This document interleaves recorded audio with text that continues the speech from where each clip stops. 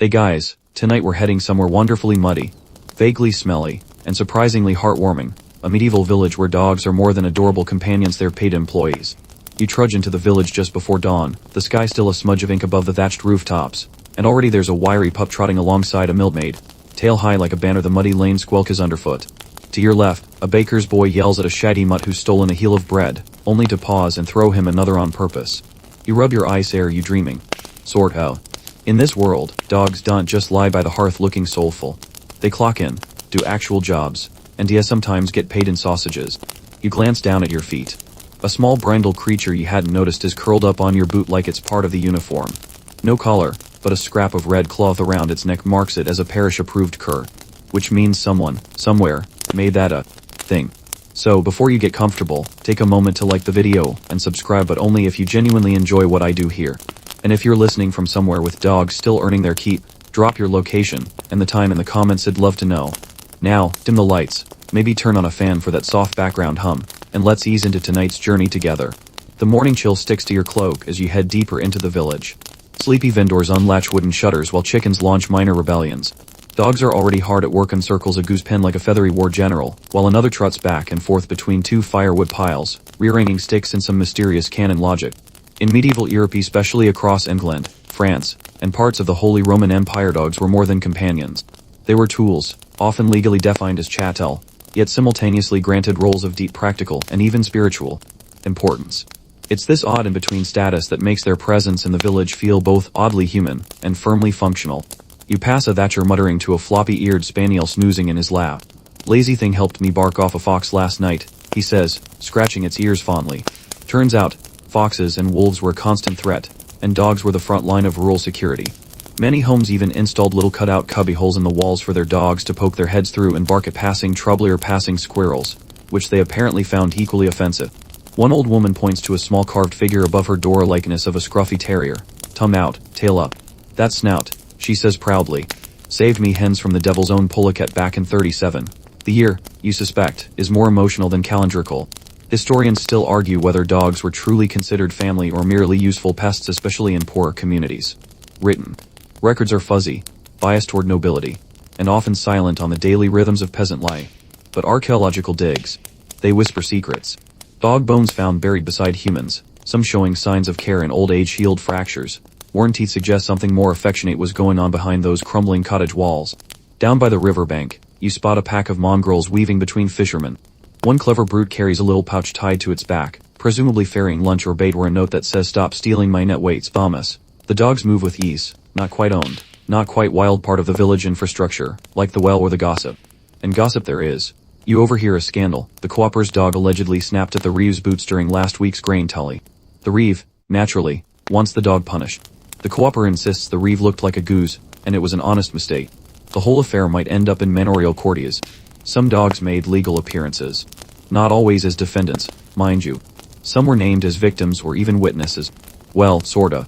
The line between actual testimony and theatrical barking is fuzzy.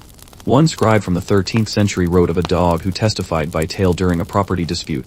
The animal reportedly wagged toward one field and not the other, thus proving ownership. Scholars hotly debate whether this was satire, symbolism, or just medieval folks being delightfully weird. But perhaps most charming is how these working dogs were compensated. You pass a blacksmith's lean hound gnawing on a shin bone beside the forge. Not just scraps, this is his payment.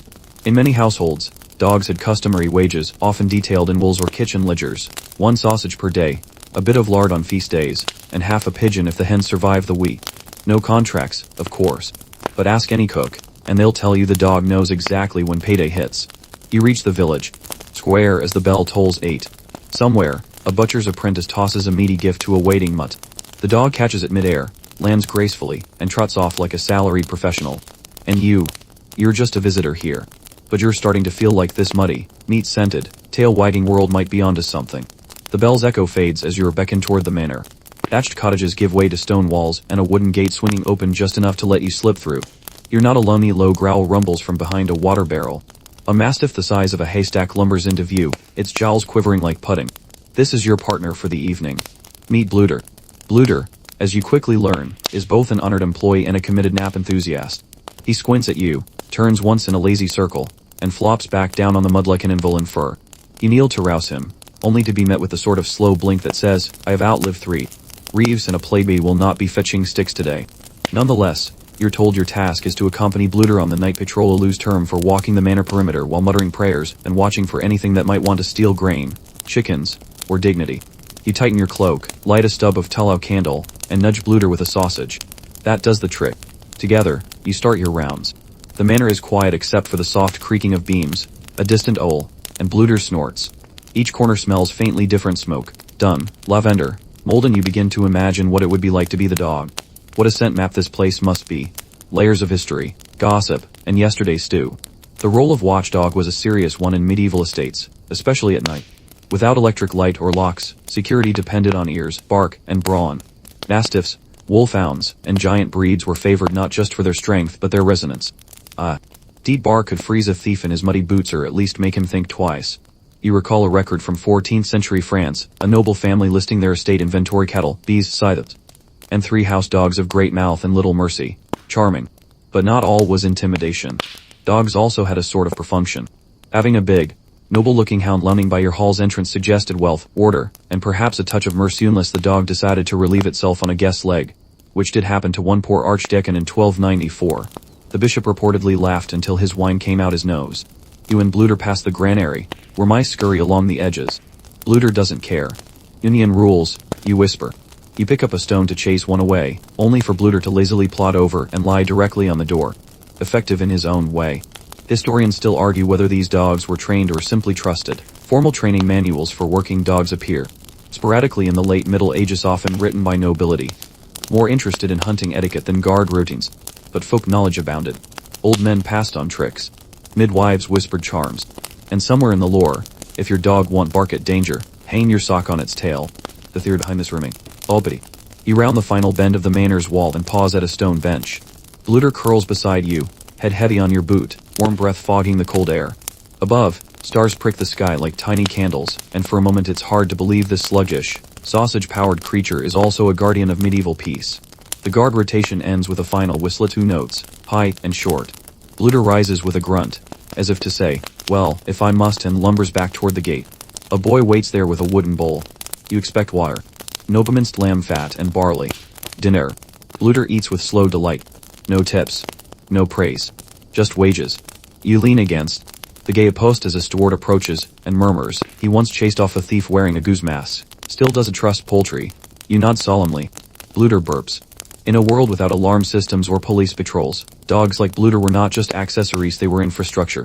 Medieval households budgeted for their food, built them shelters, and in some cases, included them in inheritance documents. One 15th century landowner left his mastiff a whole ham and the right to sleep by the hearth. Lucky dog. You step back out into the village, feeling oddly reassured.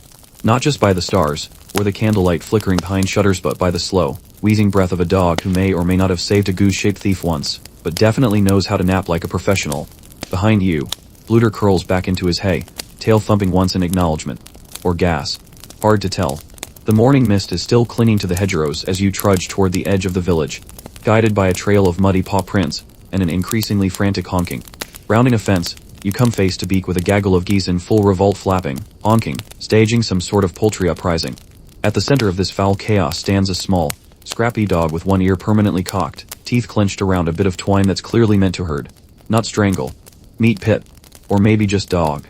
No one in the village seems to agree on his name, but everyone agrees on his job: herding geese, chasing chickens, and occasionally scaring the pig into staying on its side of the wall. Herding dogs were vital in medieval agriculture, and not just on wide open fields with sheep. Small holdings needed order too. Someone had to keep the animals from breaking into vegetable patches or wandering into church. And often, that someone was a four-legged blur with a yappy bark and an uncanny sense of direction. Pip lunges left. The G's veer right. A feather drifts past your face like a war memento. Is better than my husband at getting things in line, mutters a woman dragging a basket of turnips. The G's are now begrudgingly marching toward a makeshift gate, like school children filing into detention. Historians still debate the training methods used on such dogs. Were they formally taught using commands and whistles, or did they simply learn by watching older dogs? One theory holds that certain breeds like early sheepdogs or spaniels possessed an almost supernatural intuition. Another argues that medieval folks just didn't have time for that, and relied on trial and beckon methods. You suspect both are true. As you follow Pip, You notice he operates not just by barking but by staring. There's a focused intensity to his gaze, a kind of hypnotic chicken mesmerizing power. One hen stops mid-waddle, glances back at him, and thinks better of it. You feel that stare hit you next. You drop the bread crust you were nibbling. It devours it in a blink. Training method. Confirmed. Further along the lane, a gaggle of children scatter as Pip zips past, chasing a raw duck who's made a break for the communal well. The chase is glorious mud, feathers, brief silence, then a triumphant bark. The duck surrenders with the wary sigh of someone who's tried this before and failed. Back in the early 14th century, documents from rural manors in England recorded dogs being assigned to specific livestock. A goose dog might be referred to as a penhound, while chicken chasers had a less formal but equally vital role. These dogs weren't just allowed near livestock, they were integral to keeping the household economy from collapsing into feathery chaos. You pause beside a wooden lean-to, where an old man sits sharpening his scythe. "That dog saved my cabbage patch last spring," he says, nodding toward Pip. He's got bold. Started eyeing the leaks. You nod solemnly. Leak theft is no joke. A short walk later, you stumble into another scene. A larger dog model. Brown, with eyes like mismatched buttons, is lying half in, half out of a chicken coop. Inside, hens cluck in peaceful resignation. Outside, the dog's tail thumps now and then, alert to any signs of unauthorized poultry activity. His name, apparently, is Cheese. Cheese is less a herder and more a presence. He doesn't chase so much as exist intimidatingly. A few chickens poke their heads out and immediately retreat. It's all very diplomatic. By now, you're getting the rhythm. Morning begins with a round of animal wrangling, and the dogs know their part better than most humans. They patrol, they nudge, they bark not too loud, just enough. They're shepherds of peace, defenders of gardens, and guardians of breakfast. Some even wore little bells on their collars so owners could track them in the fields. Others bore carved tags, small wooden tokens that listed their role or name. There's a debate among scholars about how widespread this tagging was, or whether it only applied to dogs owned by wealthier households. But archaeological finds include small copper pendants etched with names like Brun, Louvre, and one excellent entry, Lord Dog. You imagine Pip with a collar that says manager. It would suit him. Cheese would get something more ambiguous like consultant. As the sun climbs, Pip settles under a tree, eyes scanning the village with calm confidence. The geese are where they should be, the chickens are accounted for, and only 2 children have been mildly barked at. A good morning. You sit beside him, pulling out a crust of bread. Pip eyes it. You hesitate. He growls gently, but not unkindly. Payment accepted. The smell hits you before the door creaks open. Smoke, and something suspiciously like old cheese. Welcome to the village tavern, where straw crunches underfoot, tankards thud against tables, and in the corner, a wiry terrier named Pickle is currently disemboweling a rat with surgical efficiency. No one reacts. In fact, one of the patrons raises his mug and toasts to Pickle. A half-dozen voices echo the sentiment, and someone slides the little dog a lump of something sausage adjacent. Pickle accepts with grace, then trots off behind a barrel in search of his next target. Alehouses, inns, and cookshops across medieval Europe were heavens for more than just wary travelers. They were also prime workplaces for a certain breed of canine employee, the rat catcher. Unlike today's pest control contracts, tavern dogs didn't get a uniform or insurance. They got food, praise, and the occasional belly rub, often in that order. You slide onto a low stool near the hearth, where an older woman in a leather apron is kneading dough. "Pickle's the best I've had in years," she says without looking up. Doesn't chase the chickens, doesn't bark at nuns, just rats. Dozens he gets. Daily. Historians still argue whether rat-catching dogs were officially employed or just useful freeloaders. Some manorial accounts list payments for vermin hounds, particularly in grain storage facilities, monasteries, and bakeries. Others are silent, leading some scholars to suggest the dogs were more like respected squires, tolerated so long as they kept their teeth busy and their paws clean. Pickle emerges from the shadows carrying what is unmistakably a very deceased rodent. He deposits it near the hearth with theatrical flair. The dough woman glances down and tosses him a sliver of cured meat without pausing her kneading. Pickle wags once, as if bowing, then vanishes again into the straw. There's a rhythm to it, as partnership between tavern and terrier. Rats invade the pantry, the dog intercepts. No paperwork, no moral dilemma, just mutual understanding. One keeps the floor clear, the other keeps the food coming. You begin to suspect the real economy of the village runs on this kind of wordless barter. You lean closer to the hearth and notice something peculiar carved into the wooden beam above. A set of telling marks next to a scratch. Silhouette of a dog. 5 rats. 10 rats. A tiny sausage doodle. Pickle's scoreboard, says a man with a crooked nose. Is 3 away from a pigeon thigh. Tavern dogs weren't always small, either. In ports and trade cities like London or Bruges, larger breeds helped guard goods and escort drunk patrons home, sometimes both at once. Records from the 15th century describe dockside dogs being paid in fish heads and super privileges. One letter even mentions a dog named Stork who refused to follow any man without a feather in his cap. Fashion forward, apparently. In this alehouse though, Pickle rules supreme. A younger boy in the corner strums a lute while Pickle curls at his feet, chewing thoughtfully on the remnants of a tail. The music is soft, lulling, like the gentle crackle of the fire. It makes sense. If you were a dog, you'd work here too. Pickle isn't the only employee. A floppy-eared hound named Bramble guards the door not fiercely, but with a kind of bureaucratic disinterest. He sniffs each entrant with the gravitas of a customs agent, then allows them passage or, in one case, barks gently at a known troublemaker and herds him away. The bark is not aggressive. It is administrative. You watch as Bramble receives a pat on the head and a sip of ale from a passing traveler. That's his bonus, someone says. He only drinks the first pour, refuses the dregs. Again, you marvel at the unwritten social contract. These dogs have no collars, no names on ledgers, but they have territory, expectations, performance reviews of a sort, and compensation. Bramble once even received a boiled egg from a baroness who liked how he sniffed her shoes politely. Some argue these dogs were merely tolerated scraps thrown out back, no affection involved. But look around. There's a tapestry hanging by the door, faded and frayed, that shows a dog standing beside a knight, both gazing out at a star. Above their heads, Phyllis and Umbra, faithful in the shadow. Whether tavern dogs were family, staff, or freelance warriors against vermin, they earned their place in these warm, chaotic spaces. And as you drain the last of your satyr, Pickle reemerges with a limp but triumphant expression. Another rat. Another sausage. The hearth crackles. Bramble yawns. Somewhere in the rafters, a mouse wisely decides not to test his luck tonight. The stone path turns quieter now as you leave the tavern behind, still smelling faintly of rosemary, ale, and rat.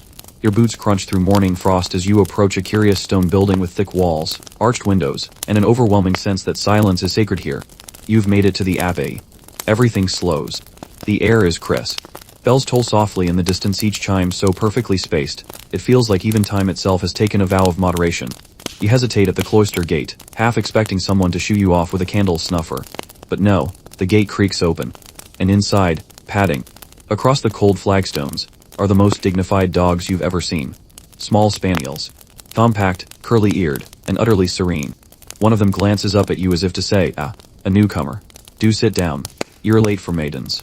These monastery dogs are unlike their muddy village cousins. They move with purpose, quiet, unobtrusive, as if they understand the importance of silence. One trots past carrying a bit of linen in its mouth. Another curls beneath a bench, not napping, just existing politely. And there, near the altar, a dog sits completely still, watching a mouse with the intensity of a monk contemplating sin. Historians believe that dogs in monasteries weren't just tolerated, they were a sign. While Benedictine and Cistercian rules often banned pets, exceptions were quietly made for vermin control dogs. You can't have contemplative silence with mice chewing through sacred scrolls. So the dogs were allowed, but only if they, too, observed the vow of silence. More or less. The prayer shuffles past and nods toward a shaggy pup dozing beneath a pew. That one's Brother Crumb. Keeps the cheese safe. You glance down. Sure enough, behind the pew is a small woven basket with a cloth draped over it and a faint aroma of goat cheese. Brother Crumb twitches in his sleep, probably dreaming of Bray. Not all monastery dogs were small. Larger ones guarded the gates, escorted pilgrims, or accompanied monks on long walks between abbeys. One 12th century account mentions a great Pyrenees named Albus who attended every morning prayer and once growled at a bishop for sneezing too loudly. A holy rebuke, the monks called it. You pass the scriptorium, an arched room filled with scribes bent over parchment. And there, in a sunbeam by the window, lies a hound so still you almost mistake him for a cushion. He opens one eye, exhales slowly, and returns to his nap. "That's Quill," says a monk without looking up. He listens to all the stories before they're copied. Dogs were drawn into the spiritual rhythms of monastic life not by ceremony, but by proximity. They learned when to move, when to wait, and most critically when to nap without snoring. Some monks even gave their dogs religious names. Others just called them Mousebane or the Quiet One and left it at that. You reach the gardens, where herbs grow in neat lines and bees hum with the industry of the faithful. A dog trots beside a novice monk, tail wagging slowly. "We take turns reading aloud during garden duty," the monk says. "She likes the psalms best. Sleeps through the rest." There's something comforting about this ecosystem, humans working in reverence, dogs dozing in quiet companionship. No chasing. No barking. Just presence. A monastery dog didn't need to guard against invaders. Their job was to make sure nothing small and fuzzy nibbled through the bread, the books, or the basil. Yet scholars still debate the spiritual role of these animals. Some argue that their presence contradicted the rules of ascetic life. Others point to artwork and marginalia that show monks and dogs together, sometimes in whimsical poses, a monk sharing stew with a pup, or a dog curled at the feet of a saint. In one illuminated manuscript from the 13th century, a dog is drawn with a howl not mockingly, but as a companion in holiness. Was it metaphor, reverence, or just a scribe doodling his friend under the table? No one knows. But the image endures. You find a bench under a fig tree. A small dog hops up beside you and leans gently against your side. No sound. Just warmth. You sit there for a while, the wind whispering through the ivy, a bell chiming softly in the distance, and the quiet faithfulness of a dog who guards not with teeth or bark but with stillness. Brother Crumb walks past, now fully awake, she's safely stashed elsewhere. He yawns and gives you a look that says, "Peace be with you," and also your snacks. You leave the monastery just as the midday sun begins to stretch golden fingers. Across the fields, a donkey brays in the distance, a rooster crows late to its shift, and your feet follow the dusty road toward something far less serene, military encampment on the outskirts of the village. You hear it before you see it, the clang of metal, the barked orders of squires, the rhythmic whetstone song of blades being sharpened. And beneath all of that, the unmistakable yapping of a dog having a loud argument with a brass plate. Welcome to war, medieval style. Muddy tents, smoke curling from cook fires, and soldiers with dented armor and suspiciously pudic facial scars. Yet amidst the chaos, a lean gray dog zigzags between armored legs, dodging boots, horses, and one unlucky lad carrying a pot of stew. That dog's name is apparently Gertrude. She is not anyone's pet, but she answers only to the captain, and even then, only if he's holding a dried kidney. Dogs were common in medieval war camps, not just for morale but for their many unexpected talents. Some carried messages tied to their collars. Others acted as alarm systems or guarded supply carts. A few were even trained to sniff out the wounded. Gertrude, however, seems to specialize in three things: evading capture, stealing socks, and barking at the wrong moment. You follow her to a cluster of tents where squires are busy repairing chainmail. One of them laughs as Gertrude plops down on his lap uninvited. She delivered a note once, he tells you. Tied right under her neckerchief. Ran it across a battlefield. Almost didn't come back. He scratches her head. Almost ate it too. Historical records do mention dogs used as messengers during skirmishes, especially smaller, agile breeds that could slip between lines unnoticed. There's even an account from the Battle of Crecy of a terrier that ran between archers and knights, delivering rapt orders. Of course, historians still argue whether this story is exaggerated, romanticized, or totally made up. But you like it anyway. Gertrude hops down and trots over to a line of archers, where she immediately begins licking someone's soup spoon. No one stops her. She's earned that right, apparently. Larger dogs were sometimes used in more dramatic ways. War mastiffs trained to charge enemy lines, armored in padded leather, teeth bared. But here in this modest camp, it's the smaller dogs that reign, part mascot, part morale, part mayhem. You duck into the captain's tent, curious. There, beside the bedroll, is a carved wooden bowl with the word Trudy etched into it. A sausage sits inside like a peace offering. You don't dare touch it. The captain himself is bent over a map. She brings calm, he says, not looking up. Soldiers trust her. They see her, they remember home. Makes the fighting feel less sharp. He finally glances your way. She also bit the leg of a baron once. Good instincts. There's something oddly grounding about these battlefield dogs. They aren't trained like modern service animals, yet they serve. In the thick of danger, a familiar bark or a wagging tail can steady a shaking hand or snap a soldier back from the edge of panic. Dogs weren't heroes in epic poems, but they were there. Always there. Outside, Gertrude is now sitting on a pile of armor, surveying the camp like a commander.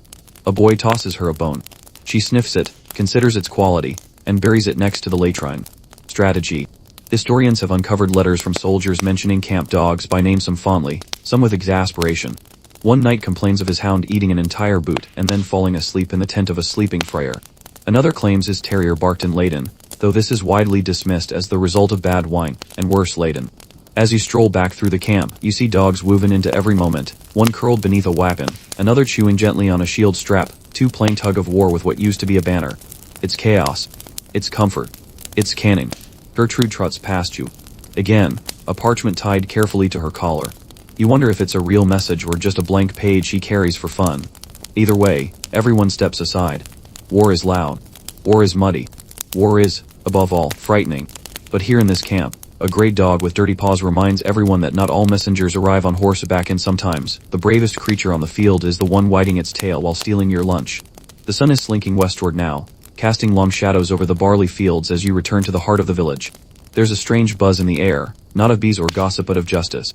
Today is court day, and like all important civic rituals in the medieval world, It features dusty robes, villagers clutching cabbages, and of course a small dog licking butter off the bailiff's shoes.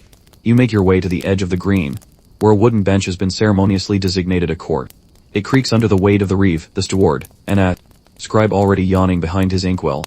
A line of villagers stretches beyond the bench. One has a duck in a basket, another's holding a broken rake, and someone else is holding a very nervous sheep. It's shaping up to be a normal legal session. But what catches your eye is the shaggy spaniel sitting calmly by the steward's feet, nose resting on a scroll case. His name is Rufus, and according to local legend, has attended every court day for 7 years. No one knows why. He simply shows up, sits through the proceedings, and leaves when the last case is closed. You're not sure if he's a defendant, a juror, or the spiritual embodiment of local law. The steward pats Rufus gently. Best listener in the village, he mutters. Didn't interrupt once during the hog theft trial. And then, as if summoned by fate, the next petitioner steps forward, a tanner complaining that his neighbor's dog, an unsavory brute, keeps urinating on his curing racks. The reeve sighs. The steward scribbles something. And Rufus, he lifts his head and lets out the faintest woof. You raise an eyebrow. The reeve chuckles. That's technically a deposition. Medieval law was often a curious blend of tradition, theater, and community negotiation.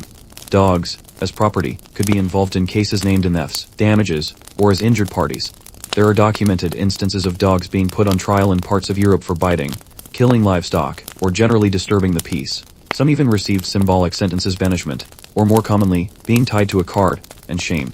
Historians still debate how serious these trials were. Some suggest they reflected a genuine belief in canon culpability. Others see them as allegorical ways to warn owners or dramatize community rules. In either case, the idea of a dog participating in court proceedings is far less ridiculous when you watch Rufus solemnly eye a man pleading for compensation over a stolen turnip. It's not always bad news for the dogs though. One 14th century case from France involved a merchant who attempted to sue a neighbor for poisoning his dog. The village ruled in favor of the dog, awarding a measure of barley and 2 hens' worth as damages. Rufus, you imagine, would have approved.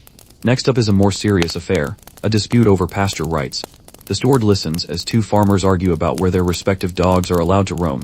Apparently, one dog barked at the other while it was sleeping in the shade of a communal fig tree. Emotions are high.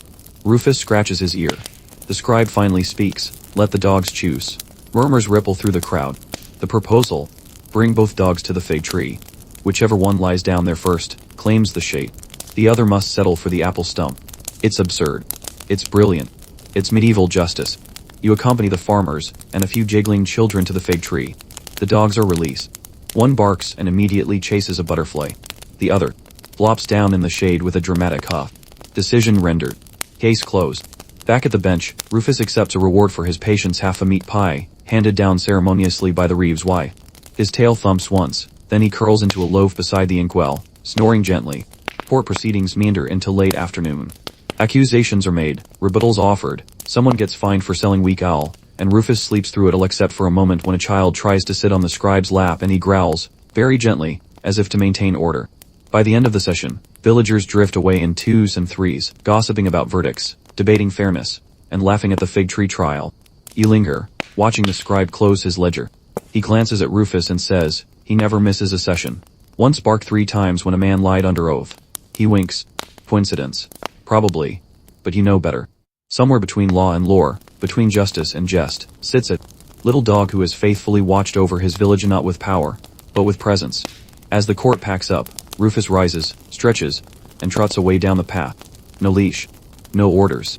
Just the quiet dignity of a very good boy who once growled at a baron for wearing squeaky shoes.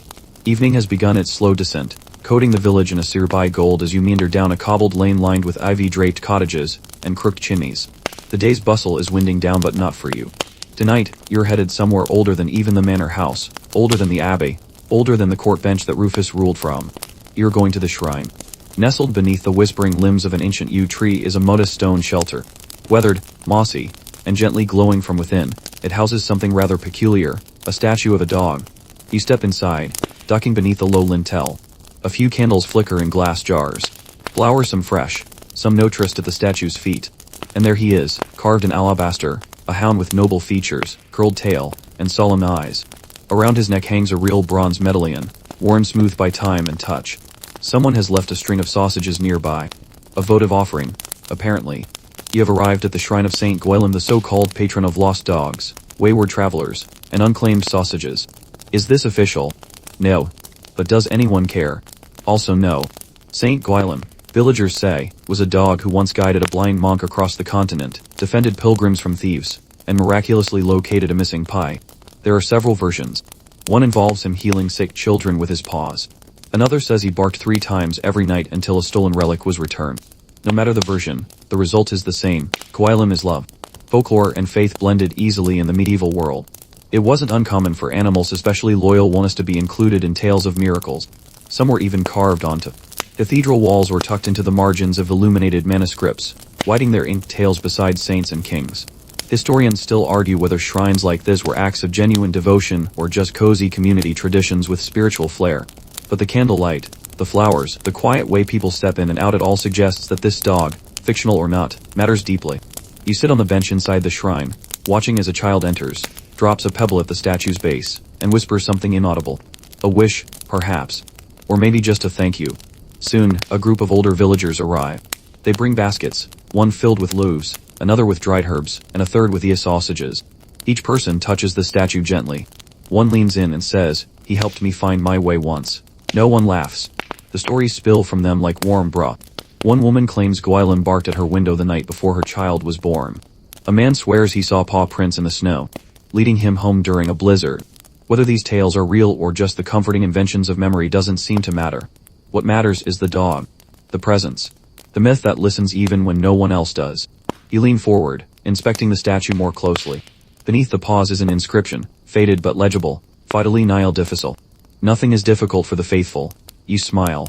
It's the kind of motto a dog would absolutely live by, particularly one chasing a chicken up a hill. Out in the courtyard, a young girl sits beside a mutt with a crooked tail. She feeds him bits of bread and sings softly, off-key but full-hearted. The dog watches her with eyes that seem far wiser than they should be. It's not just Saint Guilem. Across Europe, there are other canon folk figures. In France, tales speak of a ghostly white hound that guards children from evil spirits. In Slavic villages, black dogs are said to protect sacred springs. And in parts of Ireland, dogs are thought to see fairies before anyone else does. Were these dogs ever real? Maybe not in the way we define real. But in the medieval mind, truth wasn't about accuracy, it was about meaning. A faithful dog who led pilgrims through darkness became a symbol, a story, a guardian you could talk to when the saints felt too far away. The candles flicker low. Someone places a fresh flower near the statue's ear. The medallion gleams softly. You step out into the cool evening. Warm somehow.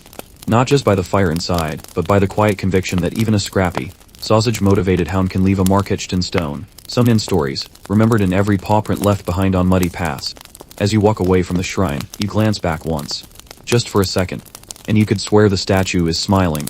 The moon is climbing now, a silver coin tossed into the sky, as you make your way back into the heart of the village, drawn, as all wary souls are, to the market square. But this time, it's not for shopping. It's for watching. By night, the market is empty. But by day, oh, it's a riot. And you step into the middle of it just as the chaos blooms. Hawkers shouting prices over one another, chickens darting under carts, a child accidentally biting a turnip instead of an apple. And laced through all of it, like thread in a tapestry, are dogs. So many dogs. Not loafing. Not snoozing. Working. You spot a lanky mutt weaving between the fishmonger's barrels, tail low, nose twitching. He stops, sniffs something, growls faintly. The fishmonger immediately dives for a bucket and discovers a rotting carp at the bottom. "Good boy," he mutters, tossing the dog a silvery scrap. The mutt wibes once, then moves on. Market dogs were like freelance inspectors. Unhired, but deeply respected. They knew who was dropping scraps, who was generous, who to avoid. They knew which carts to guard, which stalls to nap behind, and most importantly which butchers had no sense of personal space.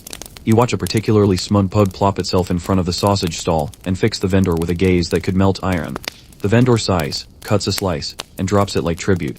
No words exchanged. Transaction complete. But this isn't charity. These dogs have earned their pay. Marketplaces, especially in medieval towns, were magnets for rodents, thieves, and general disorder. A bark at the right moment could stop a pickpocket. A growl might keep rival stall holders from throwing cabbages at each other. Historians still debate whether market dogs belonged to anyone specifically or were a sort of community asset. In many records, they're mentioned in the margins: a dog chased the goose thief, or the baker's hound took up watch by the grain sacks. No names. No pedigree. But always there. You pass a cart where a trio of dogs lounge like minor nobility. One of them, a fluffy creature with the tragic eyes of a retired poet, is chewing on what looks suspiciously like the corner of a ledger. Its owner is scribed by the ink on his sleeve size. He eats receipts, he says. But only when I owe someone money. At the cheese stall, a terrier is on patrol. Not barking, not biting, just staring down a wheel of soft cheese like it personally insulted his grandmother. The stallholder explains, his not watching for rats. His watching for children pretending to sample and leaving with pockets full. You look around. A sheepish child returns a small wedge of cheddar.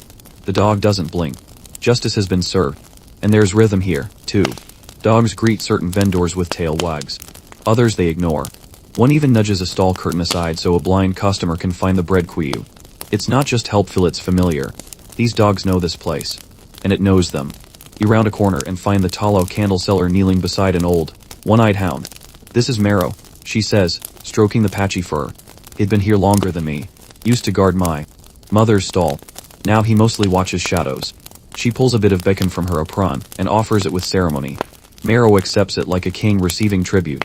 A curious bit of market lore follows you as you stroll. In some towns, it was said that if a market dog refused food from a vendor, that vendor was dishonest. One English village even had a tale about a baker whose scones turned to ash until the dogs of the square wagged their approval. Is it true? Scholars scoff.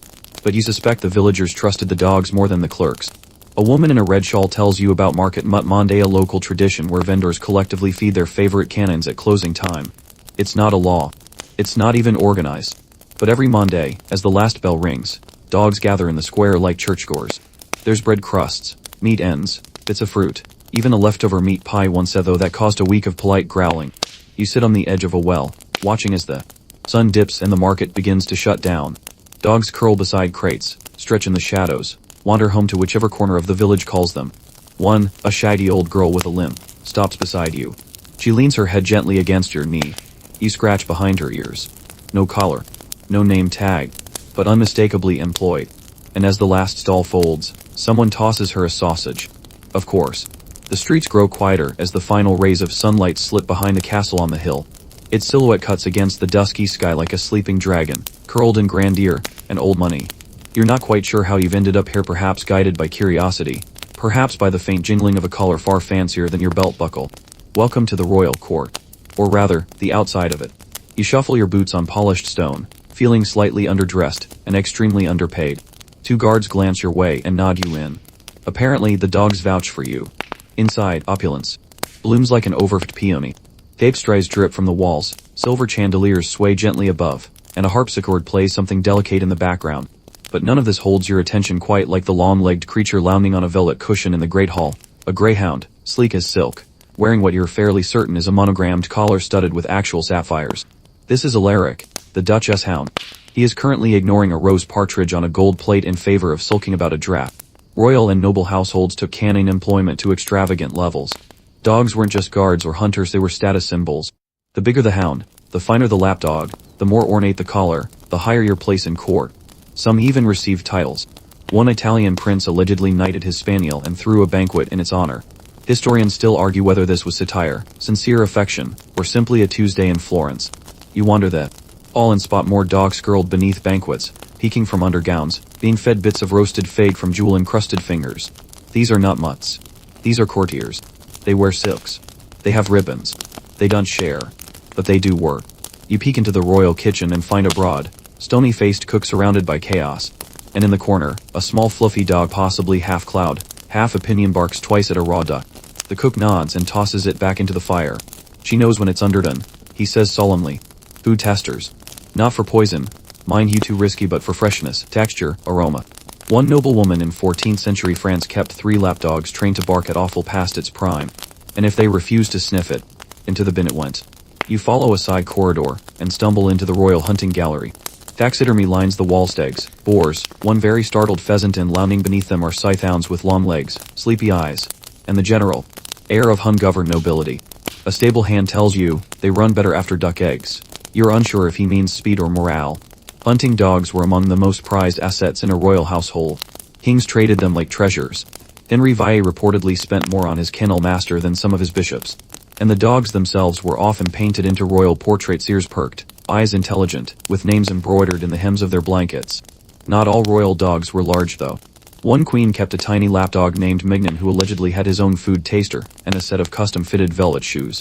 Another noblewoman requested her dog be buried with her inside the family crypt, an act so controversial it sparked 2 weeks of church debate and one very offended bishop.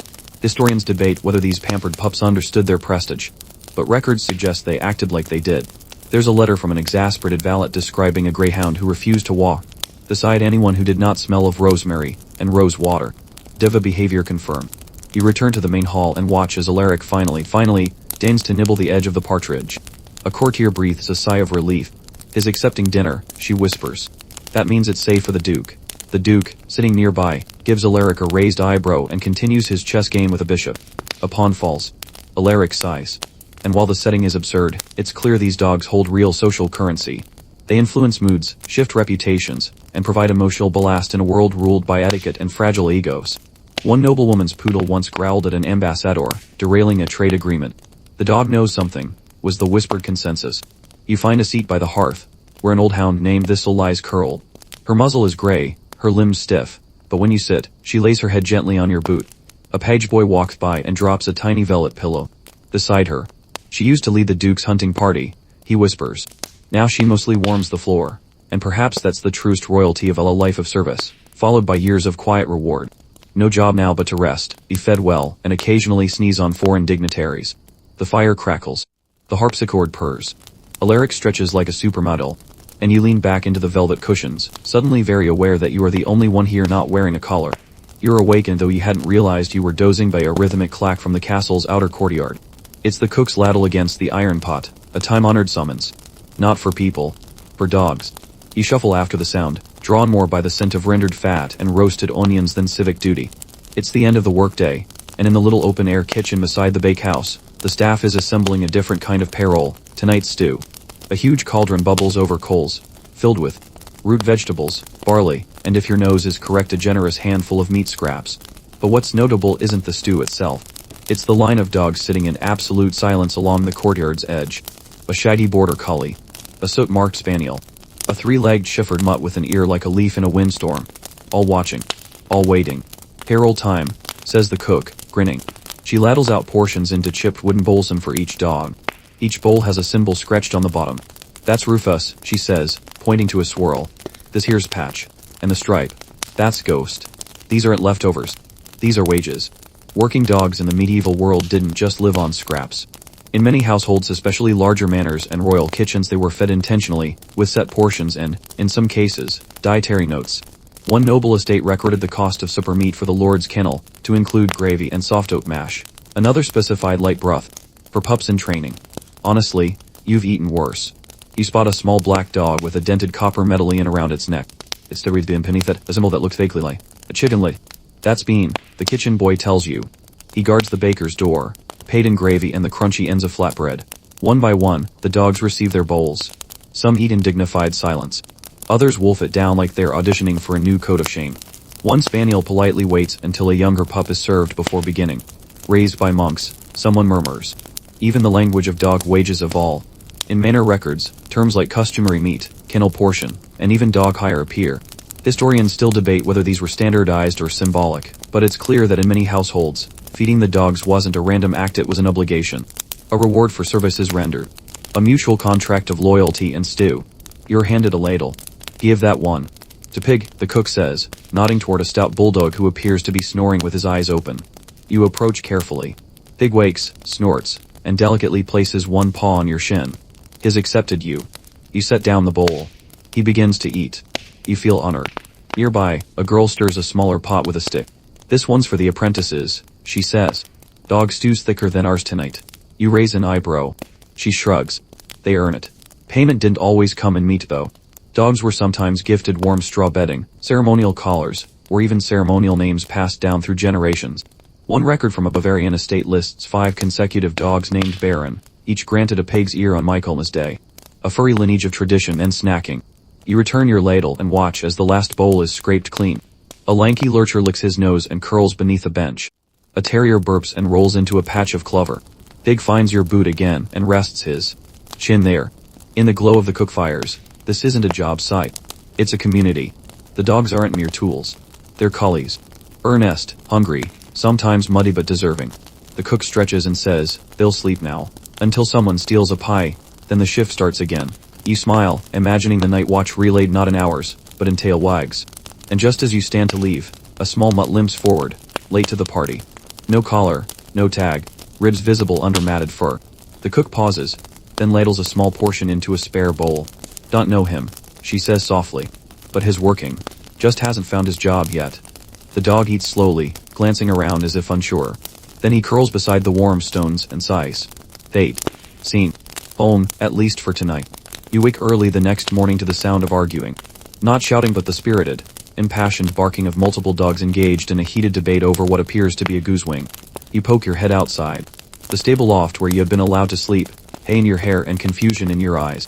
Below, a scene unfolds that feels both chaotic and strangely civilized. 4 dogs, all regulars by now Patch, Fig, Bean, and the spaniel formerly seen with the monk's heir forming a rough circle around a roasted poultry remnant. None of them are fighting, not really. But there's posturing. Side eyes. The occasional offended huff. And standing just outside the ring, observing with the calm authority of a village elder, is Bramble the door dog from the tavern. He watches for a moment, then lets out one long, tired bark. Instantly, the dogs scatter, and he walks up to the wing and buries it under a wood pile. You blink. Did you just witness a cannon labor negotiation? As you make your way into the square, a merchant greets you with a conspiratorial grin. They're on strike, he says, gesturing toward the dogs now lying dramatically around the fountain, tails stiff and noses in the air. Refused to bark at the baker's cat this morning. Full-on protest. Turns out, someone possibly a nobleman, possibly just a well-meaning but oblivious apprentice of the castle hounds a feast of roast goose last night. The working dogs found out. And now they want equal treatment. It sounds absurd, and yet there's precedence. There's a curious pattern in medieval chronicles, scattered but consistent references to dogs collectively refusing to work. One 14th century diary entry from a gate warden in Bruges describes a pack of dogs ignoring the bell and lying in the sun for an entire market day. The baker's son reportedly tried to bribe them with salted pork. They ate it, then went back to sleep. Historians still argue whether this constitutes a strike or just excellent timing, but villagers took notice.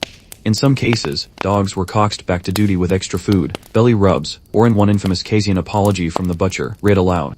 You walk past the bakery. The dogs do not follow. One raises an eyebrow at you and rolls over, the universal sign for not today, friend. The baker looks frantic. 3 meat pies stolen just now. No warning. They just watched, that's the thing. The dogs haven't quit. They're withholding services. The butcher's watchdog is sitting beside his cart but makes no move when a child swipes a sausage. The goose-herding mutt lets a single goose waddle triumphantly into the apothecary. Market mutt Monday may be cancelled at this rate. You approach the tavern. Pickle the rat catcher is lying on a barrel, staring directly at a rat. The rat stares back, inching closer. Pickle yawns. The rat tiptoes past. An act of protest, bold and theatrical. Inside, the tavern keeper has placed a slice of cold beef on a silver dish and left it beside the hearth. They're holding out, he says. We tried reasoning, but they sent Bramble. You find Bramble sitting on a stool by the fire, as if waiting for a scheduled negotiation. A child approaches with it. Treat. Bramble gently accepts it but makes no move to stand. The message is clear. Gesture appreciated. Sausage, please. By mid-morning, the village is adjusting. Geese roam freely. The market buzzes with tension. The cheese stall has lost 2 wedges. Even Rufus at the courthouse has refused to sit by the steward, choosing instead to nap on a windowsill like a feline in exile. But here's the twist, productivity doesn't totally collapse. Some villagers start guarding their own stalls. One boy takes over herding duties temporarily with a stick and a bucket of oats. And as for the rats, the tavern cat is having the time of her life. Still, there's a sense of imbalance. Something's missing for rhythm, the trust, the wagging reassurance that someone else has your back. You return to the square, where Bramble is now sitting beside Pig and Pickle, all staring pointedly at the roast goose bones left in a bucket near the castle gates. A peace offering. A hush falls. One by one, the dogs rise. Slowly. Deliberately. They sniff the bones. Wag once. And trot off toward their respective posts. Within the hour, the goose is back in its pen. The rat is dead. The pies are watched. No official declaration is made. No human speeches are given. But the cook sends out a tray of extra stew portions that knife heavier on the meat. And the stable boy is seen stitching tiny new tags for the dogs, each with a painted star. The strike is over. You chuckle as you pass Pig, now back at his usual spot by the bakehouse. He farts proudly. Business as usual. The sun has long dipped below the hills by the time you follow a winding, candlelit path behind the village chapel. The air here is still, touched with the scent of rosemary, old stone, and something gently earthen. The night is white with it. You pause when you see them. A low row of carved stones, half sunk into the grass, each marked with names, dates, and in some cases, paw prints. This is no ordinary patch of brown. It's a cemetery. A dog cemetery. It sits just beyond the reach of the chapel's shadow, nestled among herbs and wildflowers. You move closer, boots brushing thyme and clover, and kneel before one of the stones. It's weathered, the name almost gone, but a line of poetry remains, just legible beneath a blanket of moss. Here lies Whisk, brave of bark, warm of heart, chaser of dreams. You hadn't expected this. Most folks don't know it's here. Comes a voice from the shadows, a thin man with a lantern, face soft with age, and a fond kind of sadness. We keep it quiet, like they liked it. He gestures for you to follow and leads you gently among the graves. Some stones are humble, just initials and dates. Others are grand, rounded arches carved with bones and feathers, paws clutching sticks, or a relief of a dog curled at the feet of a child. The man stops at one stone and kneels. This was loot, he says. Belonged to the midwife. Used to carry herbs in a pouch on her back. Never lost. A patient she couldn't find. They say Lude howled the night she died. Then walked 3 towns to sleep at her sister's door. He chuckles softly. No one taught her to do that. Historians still argue whether animal burial grounds like this were common or exceptional. There are scattered records across Europe of graves of hunting hounds buried with ceremonial gear, dogs placed near chapel walls, or interred in family plots. Most didn't get tombstones. But the ones that did, they were loved. The man shows you a tiny grave marked with a scalloped shell. Hip, goose dog. You met his great something down in the square. You smile. The lineage lives on. Nearby, a larger stone stands with a carving of a dog wearing a wide grin, and one bent ear. That's Barry, he says. Saved 2 children in the flood of '83. Carried him out one by one. Died the next week, tired heart. Someone's left a small plush rabbit beside the grave. It's new. Recently placed.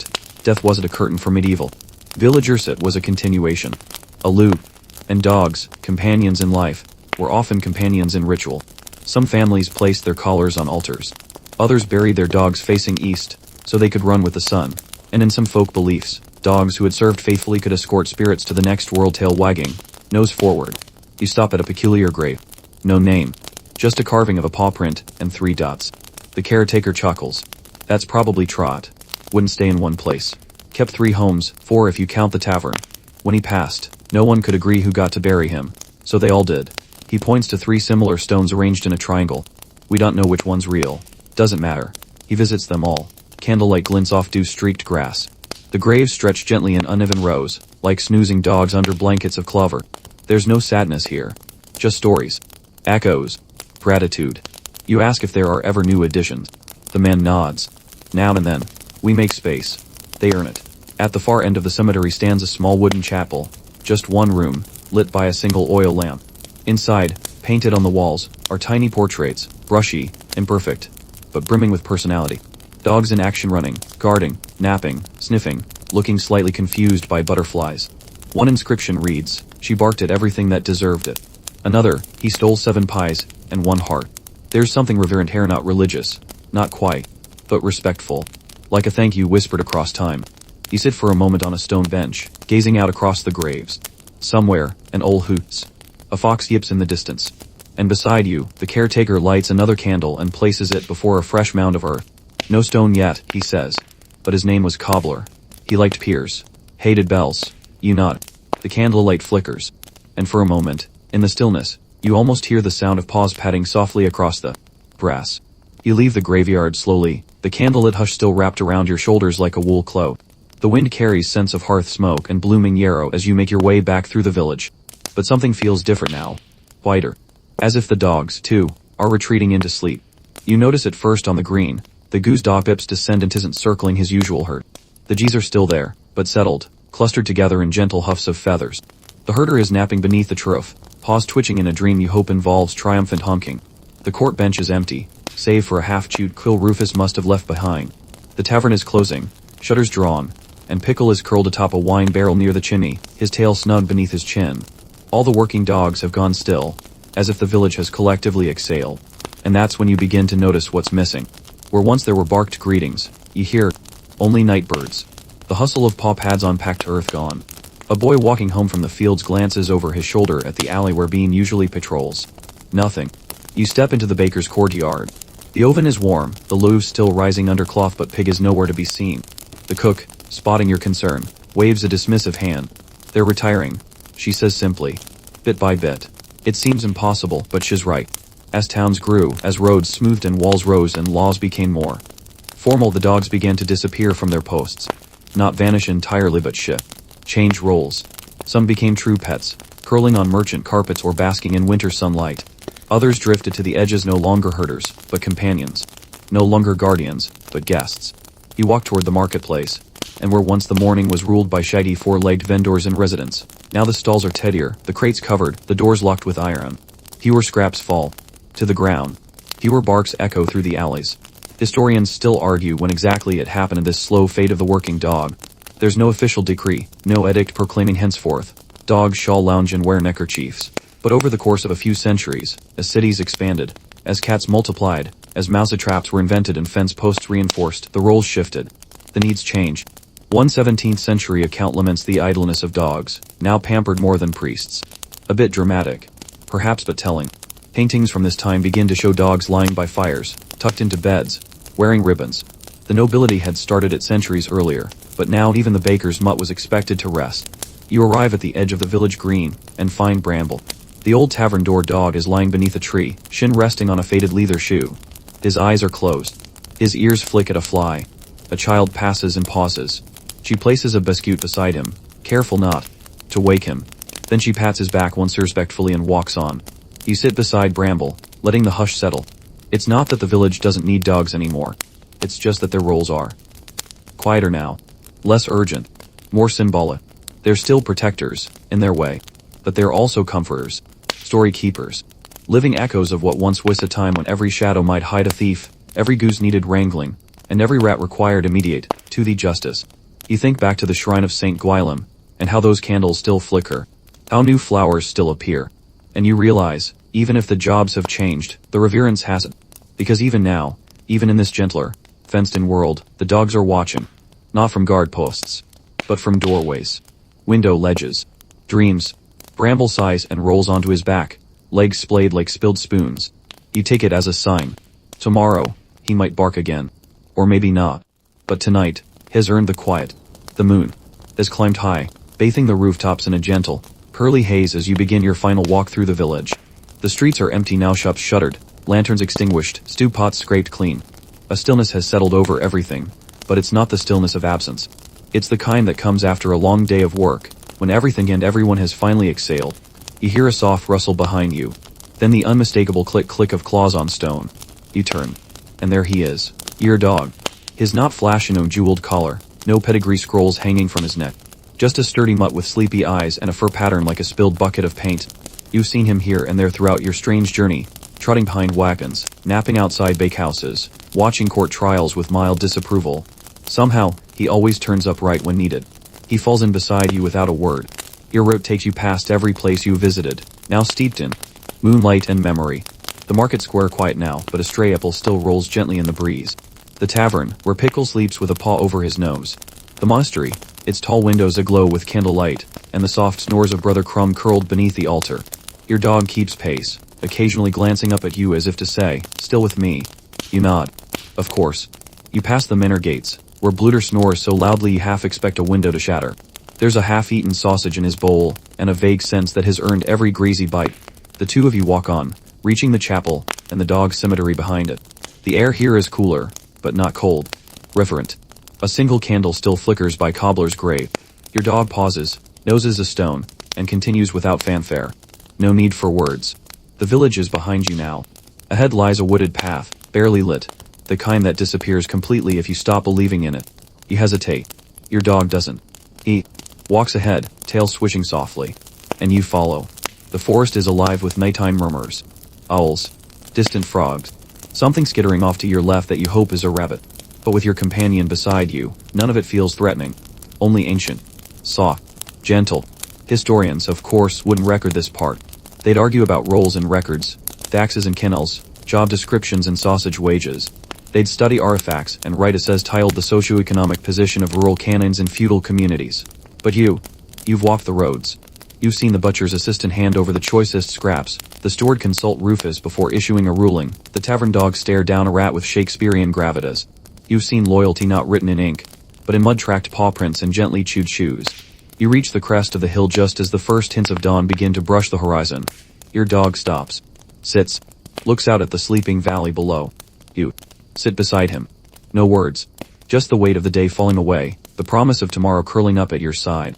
He leans against you. Heavy, warm, familiar. You rest your hand on his back and whisper, "Good boy." He thumps his tail once. Just once. And together, you wait for the morning. Let your breath slow now. You're far from the village, but still close to everything you've seen. The geese are tucked in their pens. The sausage stall is clean. The court bench has no cases left to hear. And every dog, from Bramble to Pickle, from Rufus to Pig, is curled in their favorite spot, deep in sleep, dreaming dreams full of warmth, bread crusts, and maybe one last goose chase. The forest around you is so still now, even the leaves have paused. You hear the faint whistle of wind through branches, the soft tick of crickets settling in, and beside you the gentle, steady sound of breathing. Yours. And his. Your dog has fallen asleep. But his not alone. Neither are you. Whatever waits in the morning, more roads, more questions, more quiet corners of forgotten mystery will have this moment. This hill. This silence. This dog. Let your shoulders soften. Let your eyelids grow heavy. The stars above are dimming, one by one, like candles gently blown out. Not rushed. Not erased. Just closing for the night. You are safe. You are full of stories. You are allowed to rest now. And maybe, just maybe, in your dreams tonight, you'll find yourself back in that village. Sharing stew by the fire. Watching court with Rufus. Chasing rats with Pickle. Herding geese beside Pit. Or simply walking again, under a blanket of stars, beside a dog who always knew the way home. Good night. Sweet dreams.